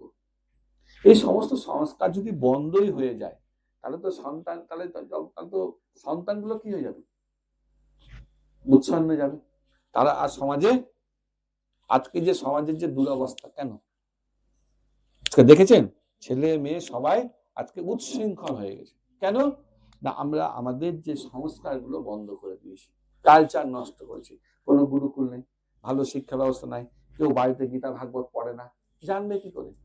এই হচ্ছে সমস্যা। তাহলে অবাঞ্ছিত সংস্কার, অবাঞ্ছিত সন্তান হলে সংস্কার সব নষ্ট হয়ে যায়। তার ফলে কি হবে? 31 নম্বর শ্লোকে বলছে, সন্তান যদি ঠিক না হয় তাহলে ভবিষ্যতে পিণ্ড দান বন্ধ হয়ে যাবে। আমার যখন মৃত্যু হয় তখন কি করা হয়? কোথাও গিয়ে পিণ্ডি দিতে হয়, তাই না? সেটাই মানুষ বন্ধ। কেউ তো থাকলো না, ছেলে পেলে শিখলো না, তারা কি আর গয়াতে গিয়ে কাশেতে গিয়ে পিণ্ডদান দিবে? সেই তাদের জন্য কি সাধু শান্তি করবে ঠিক মতো করে? কোনো ব্রাহ্মণ নেই, কোনো ক্ষত্রিয় নেই, কোনো বৈশ্য নেই, শূদ্র নেই, মানুষ সবাই আজকে কি হয়েছে? নিজের মনের মতো করে চলবে। এবং বর্তমান সমাজে এটাই হয়ে গেছে যে কেউ আর কিন্তু কি করছে? কোনো রীতিনীতি আর সঠিকভাবে করছে। তারপর হচ্ছে তর্পণ ক্রিয়া বন্ধ হয়ে যাবে। কেউ মারা গেলে আমরা পূর্বপুরুষদের উদ্দেশ্যে তর্পণ করি। কবে করি? কোন দিনে করি? বছরের একদিন করি আমরা, মহালয়ার দিন। ওই দিন পিতৃপুরুষরা নিচে নেমে আসেন। তো একদিন যদি আমরা বছরে একদিন যদি তর্পণ করি পিতৃপুরুষদের উদ্দেশ্যে, তো সংখ্যার হিসাবে তারা প্রতিদিন, মানে আমাদের এক বছর মানে দেবতাদের একদিন, তো তারা কি হচ্ছে? প্রতিদিন তারা প্রসাদ পেয়ে যাচ্ছে। তো আমাদের উচিত বছরে একদিন পিতৃপুরুষদের উদ্দেশ্যে তর্পণ করা। করছি? করছি না? কোন দিন বলেছি? মহালয়ার দিন আমাদের সবাই ছেলেরা কি করে? নেশা করে পড়ে থাকে। মানে যেদিন সকালবেলা উঠে আমাকে তর্পণ করতে হতো সেদিন তারা নিজেরাই স্বাভাবিক থাকে না। তাহলে সমাজ হবে? তাহলে ওর পূর্বপুরুষরা উদ্ধার হবে? তাহলে আমরা এখন প্রশ্নটা উল্টো করেন না যে পূর্বপুরুষদের কেন আমরা তর্পণ করব? তারা আমার জন্য কি করেছে? কি করেছে আমাদের জন্য? কিছু করেনি। আপনার জমিটা কোত্থেকে পেয়েছেন? এই গ্রামটা কে বানিয়েছে? ভাষা কে বানিয়েছে? সংস্কৃতি কে বানিয়েছে? বাড়িঘর টাকা পয়সা কে রেখে গেছে? সবই তো তারা দিয়ে, জন্ম কে দিয়েছে? তাহলে পূর্বপুরুষরা তো সবকিছু করে গেছে। এই যে শিক্ষা, এই যে মুনি ঋষিরা যে দিয়েছে, এটা কে দিয়েছে? সবই তো পূর্বপুরুষরা দিয়েছে না? তাহলে এই যে তাদের কাছে তারা কি হচ্ছে, আমরা ঋণী থেকে যাচ্ছি, ঋণী থাকলাম না, তাহলে আমাকে কি করতে হবে, এই ঋণটাকে শোধ করার জন্য তাদের উদ্দেশ্যে তর্পণ করতে হবে। নাহলে কি হবে, তারা কিন্তু নরকগামী থেকে যাবে, তারা কিন্তু আর শরীর পাবে না। তারপর কি বলছে 42 নম্বর শ্লোকে, যে সংস্কৃতি বন্ধ হয়ে যাবে, বলছে সংস্কৃতি নষ্ট হয়ে যাবে, অরাজকতা সৃষ্টি হবে। এই যে আমাদের কিছু সংস্কৃতি আছে, আপনাদের লোকাল কিছু সংস্কৃতি আছে কি আপনাদের মধ্যে? কোনো, যেমন যেমন আমাদের বাঙালি দুর্গা পূজা হয়, বিহারে ছট পূজা হয়, তারপর গণেশ পূজা হয়। তো এই যে বিভিন্ন সংস্কৃতি আছে, এগুলো নষ্ট হবে। তারপর 42 নম্বর শ্লোকে আবার বলছে যে জাতির উন্নয়ন বন্ধ হয়ে যাবে। হ্যাঁ, দায়িত্বহীন জ্ঞানহীন মানুষরা যদি না থাকে, হ্যাঁ, দেশ বিনষ্ট হবে, মহামারী হবে, যুদ্ধ হবে, এর ওর সাথে ঝামেলা, এই সমস্ত থাকে সব নষ্ট হবে। এবং 43 নম্বর শ্লোকে বলছে, হ্যাঁ, বংশের কল্যাণ ধর্ম নষ্ট হবে। কল্যাণ কি করে হয় আমাদের? যখন সাধু বৈষ্ণবরা আসে, যতক্ষণ না সাধু বৈষ্ণবরা আপনার গ্রামে আসছে, আপনার বাড়িতে আসছে, আপনাদের কল্যাণ হবে না। হবে কি?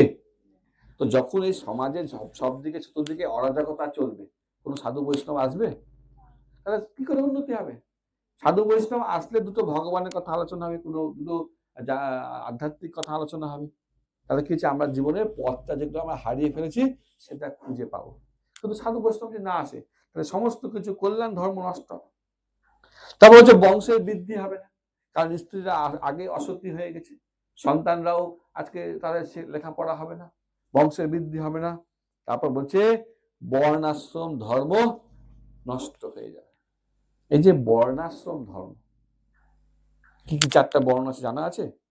ব্রাহ্মণ, ক্ষত্রিয়, বৈশ্য, শূদ্র, এই চারটা বর্ণ আর চারটা আশ্রম আছে। ব্রহ্মচার্য আশ্রম, গৃহস্থ আশ্রম, বানপ্রস্থ আশ্রম, সন্ন্যাস আশ্রম। এটা চতুর্থ অধ্যায় গিয়ে আমি ভালো করে ডিটেলস বুঝিয়ে দেব। সমস্ত কিছু, এই সমস্ত কালচার আমাদের নষ্ট হয়ে যাবে। তো এখন আপনাদের মধ্যে যে একটা প্রশ্ন কিন্তু আপনারা প্রতিবাদ করেননি।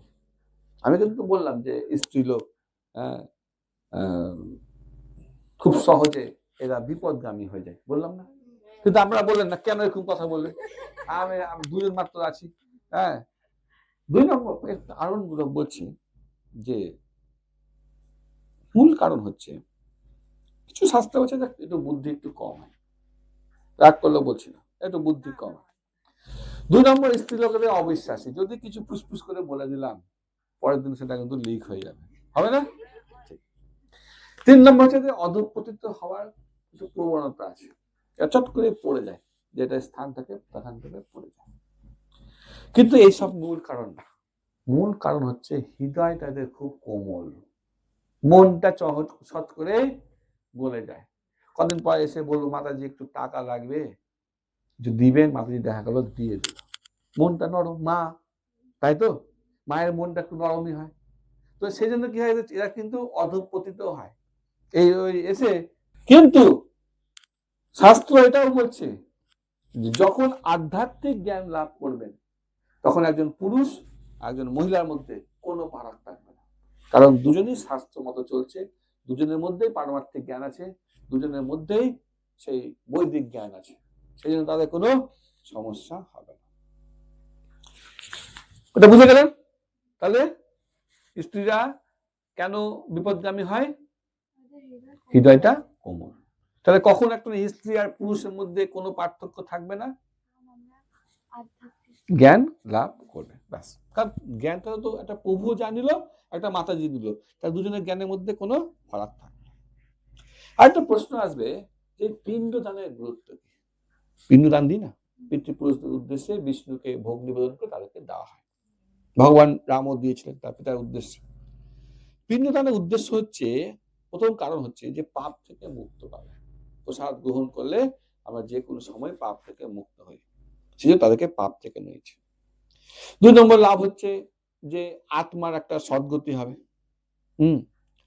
কিন্তু প্রভুপাদ এখানে একটা খুব সুন্দর কথা বলছেন যে ভক্তদের এই পিণ্ড দানের কোনো প্রয়োজন নেই। এই জিনিসটা ভালো করে বুঝে নেন। তো জগতে আমরা দেব ঋষি ভূত আত্ম নির্নাম পিতৃনাম না কিঙ্কর ন অয়ম ঋণচ রাজন সর্ব আত্মনা যা শরণম শরণম গত মুকুন্দম পরিহিত কর।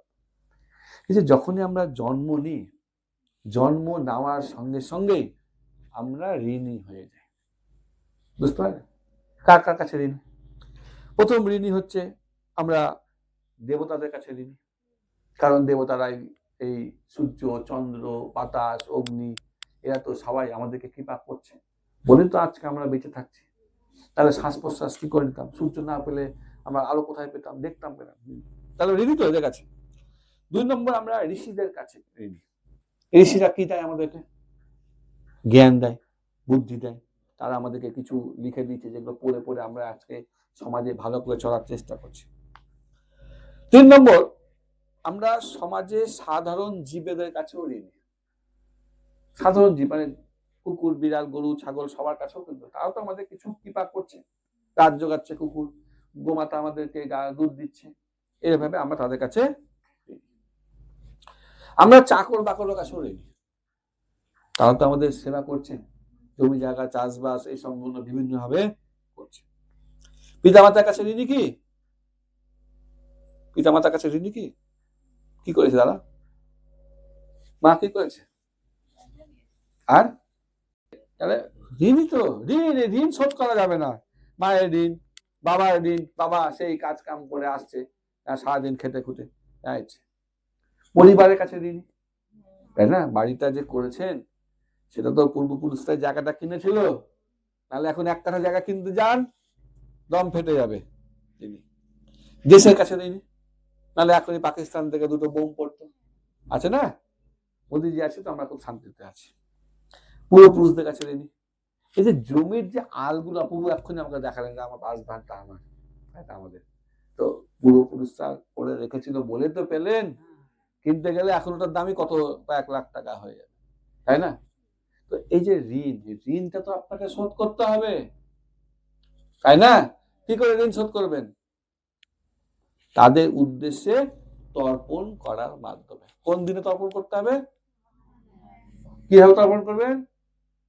নদীতে যাবেন, ব্রাহ্মণকে নিয়ে আসবেন, তাদের উদ্দেশ্যে প্রসাদ নিবেদন করবেন, ব্রাহ্মণ যেটা যেটা বলবে সেভাবে আপনাদেরকে করতে হবে। কিন্তু মজার ব্যাপার, আপনি যদি ভক্ত হন আপনাকে কিন্তু কোনো তর্পণ করতে হবে না। ক্লিয়ার? কেমন করে? আপনি তর্পণে কি করছি বললাম? ভগবানকে প্রসাদ দিলেন ওদিন মহলার দিন, কিন্তু ভক্ত কি করে? প্রতিদিন দেয়। সেজন্য ভক্তকে আলাদা করে তর্পণ করা যাবে না, দরকার নেই। ভক্ত মানে তার পূর্বপুরুষরা ওদিকে 14 আগে আর ভবিষ্যৎ 14 সবাই উদ্ধার হয়ে যাবে। এই হচ্ছে শাস্ত্রের বিধান। এখন অনেকে তর্পণ করতে, বরং তর্ক করতে পারে আপনি ভক্ত হয়ে গেছেন, আপনাকে কিছুই করতে হচ্ছে। তো প্রভুপাদ এখানে বিভিন্ন শাস্ত্রে এর একটা উদাহরণ দিচ্ছে যে কেউ যদি ভগবানের সেবায়, আপনি সারাদিন ভগবানের সেবা করছেন, মেয়ে ভগবানের সেবায় লেগে গেল, আপনার কি হবে? আপনি তো বলবেন আমার তো ঋণ শোধ হচ্ছে না, বলতে পারেন না? কিন্তু প্রভুপাদ বলছে অনেক সৈনিক তো যুদ্ধক্ষেত্রে চলে যাচ্ছে, দেশের হয়ে যুদ্ধ করছে, তাহলে বাবা মাকে কে দেখছে? বাবা মাকে সরকার দেখছে, তাই না? ঠিক আপনার মেয়ে যদি ভক্ত হয়ে যায়, ভগবানের সেবায় নিজেকে উৎসর্গ করে, আপনাকে কে দেখবে? কৃষ্ণ দেখবে। এইটা কিন্তু আপনি। 2 নম্বর বলছে যে একটা এমপি, বড় এমপি, হয়তো মোদিজি কোন জায়গাতে, কোথা থেকে জিতেছে মোদিজি জানেন? বেনারস থেকে। সারাদিন কিন্তু দেশের জন্য করছে। বেনারসে যায় কি? সময় পায় না, ও তো দেশে বিদেশে কোথায় কোথায় ঘুরে বেড়াচ্ছে। তো বেনারসের লোক আবার ভোট দিবে? দিবে কি? দিবে। এটাই হচ্ছে কারণ। কারণ যখন কেউ বড় কাজ করে তখন ছোট ছোট কাজ খুব স্বাভাবিকভাবেই হয়ে যায়। যখন উনি গোটা দেশের উপর কল্যাণ করছেন তখন আমাদের পুরো ভারতবর্ষের, তখন উনার ওই তার যে এলাকা সেই এলাকাটাও উন্নতি হয়ে যাবে। তারপর বলছে একটা রাজ কর্মচারী সারাদিন কার সেবা করে? রাজার সেবা করে। পরিবারকে কে দেখে? রাজা দেখে। তাহলে ঠিক যদি আপনি যখন ভগবানের সেবা করবেন, পরিবারকে কে দেখবে? কোন ভক্তের বাবা মা বৃদ্ধাশ্রমে যায় না। বৃদ্ধাশ্রমে কে যায়? পেয়েছেন? তাহলে সন্তান যদি ভক্ত হয়, আপনার চিন্তা আছে? ভগবান নিজে, কৃষ্ণ নিজে বাবা মার সেবা করেছে। রাম তো মায়ের কথায় চলে গেলেন বনবাস। তাহলে ভক্ত কখনো তার বাবা মার কোনো চিন্তা নেই। এই হচ্ছে ব্যাপার। 43 নম্বর শ্লোকে বলছে, হে জনার্দন, আমি পরম্পরাক্রমে শুনেছি যাদের কুলধর্ম বিনষ্ট হয় তাদের নিয়ত নরকে বাস করতে হয়। আপনার যদি তর্পণ আপনার সন্তান না করে, আপনার স্থান কোথায় হবে? বেড়াতে পারবেন? উদ্ধারের উপায় কৃষ্ণ নাম কে করবে? আপনার মেয়ে তো করবে না। আপনি তো মেয়েকে গুরুকুলে পাঠাচ্ছেন না, করবে তাকে? ও তো মদ খেয়ে পড়ে থাকবে। মেয়ে বাদ দিলাম, ছেলেগুলো হলে তো মদ খেয়ে পড়ে থাকবে। আপনার জন্য তর্পণ কে করবে? আপনি উদ্ধার সারা জীবন নরকে থাকবেন, বেরাবে কাম করে? মেয়েকে ছাড়েন, কাম করে বেরাবেন বলেন? এখনই আপনি ভক্ত হয়ে যান, কারণ ভক্তের স্থান কোথায় হয়? ভক্তের স্থান ভগবানের ধামে হয়। এই হচ্ছে ব্যাপার। যাই হোক, নরকে হয়। সেজন্য মৃত্যুর আগে সমস্ত পাপ মোচনের জন্য কতগুলি প্রায়শ্চিত্তের বিধান আমাদেরকে আছে, সেগুলো আমাদেরকে করতে হবে।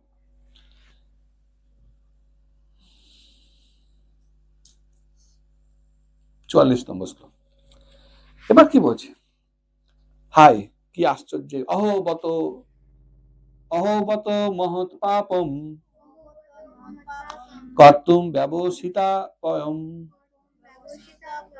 যৎ রাজ্য সুখ লোভেন হন্তুম স্বজনম উদ্যতা।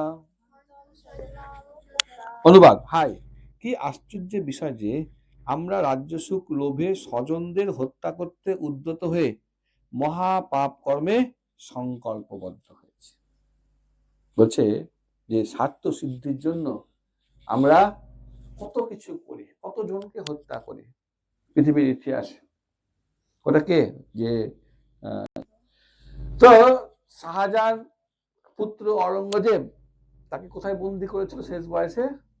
ওই তাজমহলের অপর প্রান্তে ছোট্ট জায়গায় একটা বন্দি করে রেখে দিয়েছে। দেখতে দিত না, ভালো করে জল খেতে দিত না।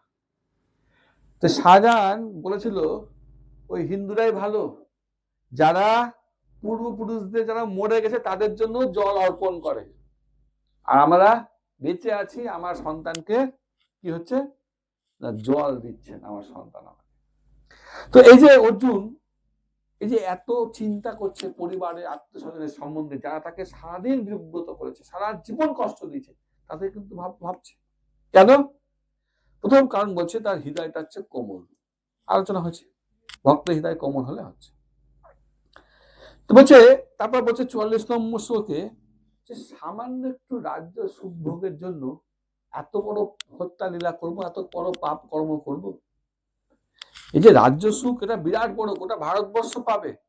আমরা 1 বিঘা জমির জন্য কত লড়াই করতে চাই, কিন্তু যেহেতু সে ভক্ত, সে কিন্তু সবকিছু ত্যাগ করতে প্রস্তুত।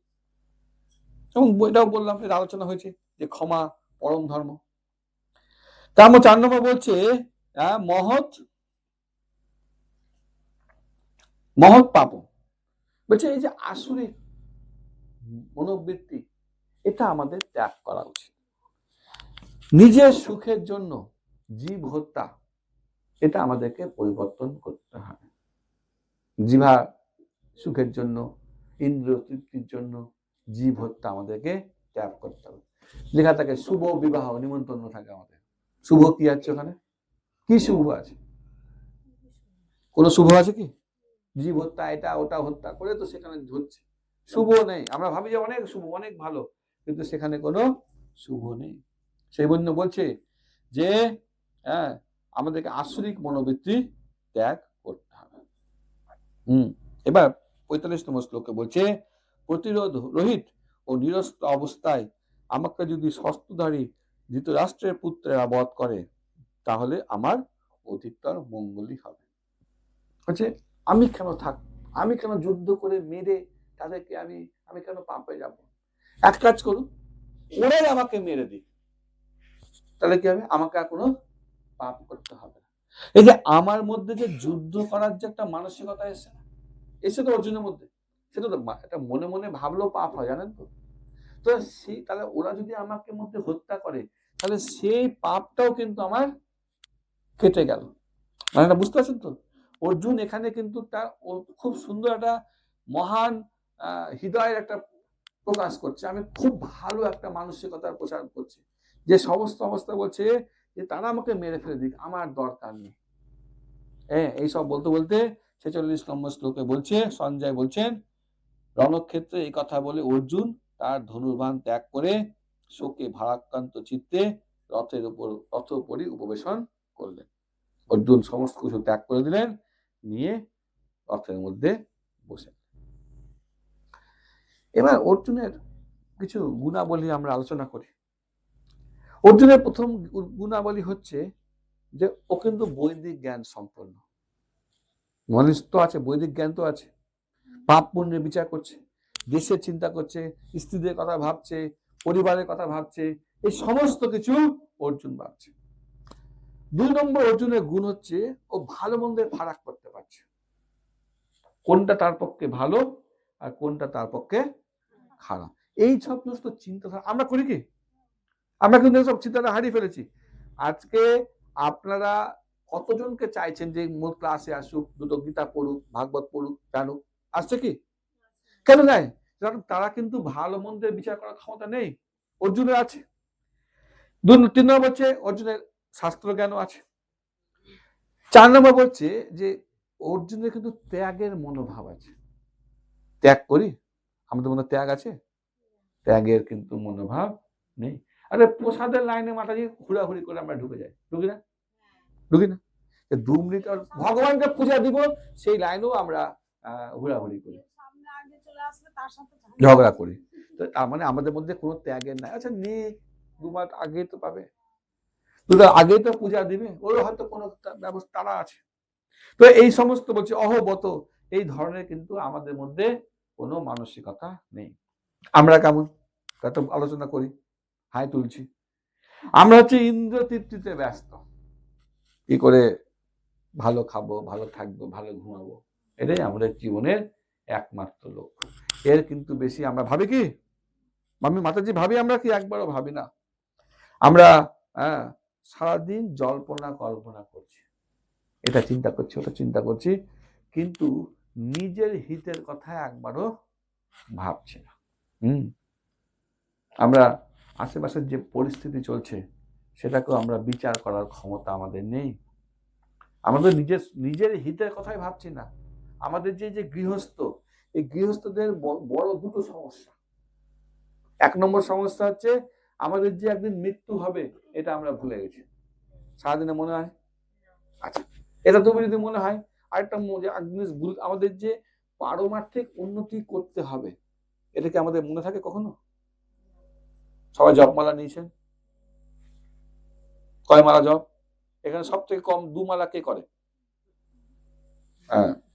তাহলে মাতাজিকে একটু টেক কেয়ার করবেন। আমি তো 15 দিন পর আসবো, সেই জন্য আমাদের কি করতে হবে? আমাদেরকে এগুলো খেয়াল রাখতে হবে। তো অর্জুন ভালো মানুষ হতে চেয়েছিল, আমি এর আগেও বলেছি, আজকে আলোচনা হলো। মানে শত্রুরা আক্রমণ করলে তিনি কিন্তু যুদ্ধ করবেন না। যদি কি বিবেচনা করেননি যে শত্রু পক্ষ কতটি যুদ্ধ করতে আগ্রহী, সেটা কিন্তু সে কিন্তু বিচার বিবেচনা করতে চাইছিলেন না। তিনি ভাবতে চাইছিলেন না, কারণ ভাবলে তো পাপ হবে, যুদ্ধ করব, একে মারবো, ওকে মারবো, এটা ভাবাও পাপ, এটাও করতে চাইছে না। ঠিক এটাকে আপনারা কি হিসাবে গ্রহণ করবেন? তার কোমল হৃদয়, অত্যাধিক আসক্তি, ভীতু, বোকামি, কিভাবে আপনারা চিন্তা ভাবনা করছেন বলেন? 46 নম্বর শ্লোকে সঞ্জয় বলছে যে অর্জুন ধনুক ত্যাগ করে দিল, কারণ তার হৃদয় মানে দয়ালু, কোমল হৃদয়। এই যে কোমল হৃদয়টা না মাতাজি, যার কাছে কোমল হৃদয় আছে সেই প্রচার করতে পারবে, বুঝতে পারলেন? কারণ যদি প্রচার কোমল হৃদয় না থাকে, যদি অন্যের কল্যাণের কথা না ভাবেন, কারণ আপনি একটা বাড়িতে 5 বার গেছেন, ক্লাসে আসেন, তাহলে মানে কি করবো, আর যাবো না, আবার যাব। এটাই হচ্ছে উদার হৃদয়, কোমল হৃদয়, যাদের হৃদয়ের মধ্যে কোনো কারণ চিন্তা করতে হবে কেন, তাকে জিজ্ঞেস করতে হবে কেন আসতে পারছেন না, আপনার জন্য কোনো সেবা করে দিতে হবে, একটা বাড়ি কোনো কাজ করে দিতে হবে। এইটা হচ্ছে ভক্তের লক্ষণ, এটা খুব দরকার আমাদের। হ্যাঁ, তখন তিনি মন ভার করে রথের উপর বসে গেলেন যে আমি আর যুদ্ধ করব না। আমরা যখন মন ভার করে বসে গেছি, আমি কিন্তু আর জব করবো না, ক্লাসে আসবো না, গীতা পড়বো না, কিন্তু চিন্তা করবেন না। কটা অধ্যায় হলো? একটা অধ্যায় হলো। কটা বাকি আছে? কটা বাকি আছে অধ্যায়? 17টা অধ্যায় বাকি আছে। 17টা অধ্যায় হতে হতে অর্জুন একদম গান্ডি উঠিয়ে নিবে, আপনারা জপমালা বই উঠিয়ে ভক্ত হয়ে যাবেন। 17টা অধ্যায় হতে হবে। এই যে অর্জুন এত যে বিভ্রান্ত হয়েছিল, বিভ্রান্ত হয়েছে অর্জুন, তো বিভ্রান্ত কারণ কি? কারণ সে তো আধ্যাত্মিক জ্ঞান আছে, সে তো গুরুকুলে শিক্ষা নিয়েছে, সে তো সমস্ত রীতিনীতি জানে। আরে সে তো ক্ষত্রিয়, ক্ষত্রিয় তো প্র্যাকটিস করে করে সে যুদ্ধ প্র্যাকটিস করেছে। তো অর্জুন কেন হঠাৎ করে এরকম বিভ্রান্ত হয়ে গেল? তার আত্মসন্দেহ। তো এই যে কেন বিভ্রান্ত কেন হলো অর্জুন, মূল কারণ হচ্ছে ভগবানের ইচ্ছা। ভগবান যখন চাইছে যে অর্জুন বিভ্রান্ত হোক, অর্জুন বিভ্রান্ত হলে অর্জুনের মাধ্যমে তিনি আমাদেরকে গীতার জ্ঞান প্রদান করবেন। এখানে আমরা সবাই অর্জুন, সবাই কিন্তু জীবনে বিভ্রান্ত হয়ে আছে। কারণ এই বিভ্রান্ত হবে আমাদেরকে শিক্ষা প্রদান করবে, আর শিক্ষা প্রদান করলে এই দুর্যোধনের মতো লোকেরা, আমরা অর্জুনও না, আমরা অ্যাকচুয়ালি দুর্যোধন, অর্জুন হতে পারিনি, দুর্যোধন। তাই দুর্যোধনের মতো লোকেরা আমরা কি হবো, এবার ধীরে ধীরে উদ্ধার হয়ে যাব। এইভাবে আমরা এই অধ্যায়টা মোটামুটি আলোচনা করে নিলাম। আমাদের এখানে যে সমস্ত জিনিস আলোচনা হয়েছে সব ভুলে যান, এতক্ষণ যা সব বাদ, মূল আলোচনাতে চলে আসছে। কারণ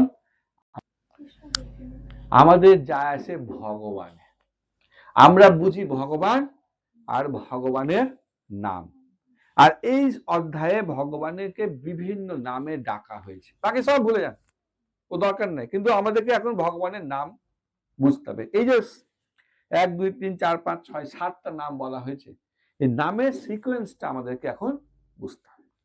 প্রথম 14 নম্বর শ্লোকে ভগবানকে মাধব বলে ডাকা হয়েছে। মাধব মানে কি? হ্যাঁ, আমরা সবাই কিসের পিছনে ছুটছি? তাহলে আমরা এই জগতে সবাই টাকার পিছনে, ঐশ্বর্যের পিছনে ছুটছি। ঐশ্বর্যের মালিক কে? কৃষ্ণ। তাহলে যদি ছুটতে হয় কার পিছনে ছুটবো? কৃষ্ণের পিছনে। আমরা ছুটছি কেন টাকার পিছনে? সুখের জন্য। সুখে আছে কি? সুখে কাম করে থাকবো।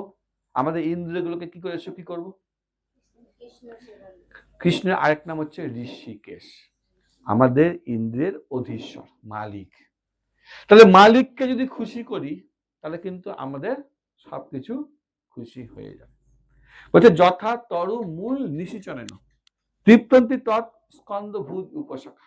গাছের গোড়াতে যদি আমরা জল দিই তাহলে গাছের ডালপালা সব পেয়ে যাবে না? যদি আমার পেটে এখন কিছু পড়ে তাহলে আমার হাত পা সব, এখন যদি হাত বলে যে আমি সারাদিন মাঠে কাজ করলাম, আমার হাতে ভাত দাও, হবে কি? ভাতটা কোথায় দিতে হবে? মুখ তো কিছু করেনি সকাল থেকে, কিন্তু আমাদেরকে তাও খাবারটা কোথায় দিতে হবে? কৃষ্ণদের বাড়িতে বসে থাক, আমি যখন ওকে এসে সবকিছু অর্পণ করতে হবে। তাহলে কি হবে? আমাদের অটোমেটিক আমাদের সবকিছু সব আমাদের কিন্তু ইন্দ্রিয়গুলো এবার সন্তুষ্টি পাবে। ঋষিকেশ বলছে আমরা যত পার্সেন্ট ভগবানের সেবা করব, তত পার্সেন্ট শরণাগত হব, তত পার্সেন্ট কিন্তু আমরা ইন্দ্রিয়গুলো আমাদের আনন্দ পাবে। তারপর কি হবে? কিন্তু ইন্দ্রিয় সুখ ভোগ করতে গেলে আমাদের তো কিছু বাধা আছে। হ্যাঁ, এটা চায় ওটা চায়, মানে অনেক নিয়ম কানুন আছে, পারছে কি? পারছি না। তাহলে সেটা কি করবে? সেটাকে কে নষ্ট করবে? কৃষ্ণ না, মধুসূদন। নামের মধ্যে ফারাক আছে মাতাজি, আমাদের মতো নয় যে একটা নামে জীবন পার করলাম। এবার আসবে মধুসূদন, ওই মধুসূদন যে মধুকে হত্যা করেছিল। এখন আপনাদের মধ্যে যে মধুর প্রতি যে আপনাদের যে লালসা, সেগুলোকে কাটতে হবে। আপনি মধুসূদনের পিছনে ছুটেন, আপনার জগতের মধ্যে যে মধু, এর প্রতি আর আপনার কোনো আকর্ষণ থাকবে না। এবার আপনি ভগবানের সেবা করছেন, ভগবান কি করবে? আপনার জন্য কিন্তু এবার ভগবান প্রচেষ্টা করবে। সেই জন্য ভগবানের আরেক নাম কি? অচ্যুত। এবার অচ্যুত চলে আসলো। অচ্যুত মানে হচ্ছে ভক্তের সেবা করতে ভগবান কখনো পিছুপা হয় না, কখনো সে ছড়বে না। মানে আমাদের অনর্থ নিবৃত্তি হলে, যখনই আপনাদের জীবনে যত পাপ কাজ, যখনই আপনি সবকিছু ত্যাগ করে দিবেন, এবার কিন্তু ভগবান অচ্যুত আপনার জীবনে প্রবেশ করবে। উনি আপনাকে সঠিক পথে চালানো করবে, যেমন করে অর্জুনকে চালিয়েছে, আপনাকে এবার সঠিক পথে চালাবে। তখন আপনার কিন্তু কৃষ্ণের কথা সবসময় মনে পড়বে। কৃষ্ণকে, কৃষ্ণ মানে কি? সর্বাকর্ষক, আকর্ষণ লাগবে। এখন এই গ্রামে কারো কৃষ্ণের প্রতি আকর্ষণ নেই। সারাদিন এখান থেকে যান, তবুও গেটটা খুলে প্রণাম করি না আমরা, করি? এমনি করি, আচ্ছা ভালো। তো কৃষ্ণ হচ্ছেন আকর্ষণ, এবং কৃষ্ণ তারপর আসবে, যখন কৃষ্ণের প্রতি আকর্ষণ হবে, কৃষ্ণের সেবা করবেন, তখন আসবে কৃষ্ণকে কি করে সেবা করবেন? কৃষ্ণ হচ্ছেন গোবিন্দ। গোবিন্দ মানে গো এবং ইন্দ্রিয়ের আনন্দ প্রদান করি। তখন আমরা প্রকৃতপক্ষে সমস্ত রকম আধ্যাত্মিক আনন্দ পাবো। এখন তো জাগতিক আনন্দ হচ্ছে আগুনের মতো, কোনো সুখ নেই। কিন্তু যখন আমরা এই আধ্যাত্মিক স্তরে চলে যাব, আমরা আধ্যাত্মিক আনন্দ পাবো, তখন আমরা খুব সুখে থাকবো, তৃপ্ত হতে পারবো। সেই জন্য বলছে লাস্টে যে জনার্দন, ভগবান হচ্ছে আমাদের সকলের পালন কর্তা, সকলের রক্ষা কর্তা। বিশ্বাস করেন ভগবানকে, ভগবানের উপর আস্থা রাখেন। আমাদের আস্থা কোথায়? হ্যাঁ, পয়সাতে, এলআইসিতে, ফিক্সড ডিপোজিটে, জমি জমাতে না, কৃষ্ণের প্রতি ভরসা রাখেন, আপনারা কিন্তু সকলে খুশি থাকবেন। হ্যাঁ, তো আমাদের এই 1 থেকে 46 শ্লোক পড়া হয়ে গেল মাতাজি। সোমবার দিন আপনাকে এনে বই দিবে, বই আপনি টাকা 250 টাকা পরে 10-20 দিন পর দিলেও হবে।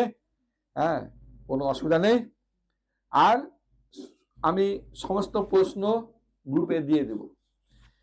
যার যেটা প্রশ্নের অসুবিধা খালি গ্রুপে টাইপ করবেন, দেখবেন একটু পর উত্তর পেয়ে গেছে। আমি কিন্তু ভুলে যাব, আমার অনেকটি গ্রুপ, এমনকি গ্রুপে একটা না, হ্যাঁ, হরে কৃষ্ণ কৃষ্ণ কৃষ্ণ হরে হরে, হরে রাম রাম রাম হরে হরে। শিল প্রভুপাদ কি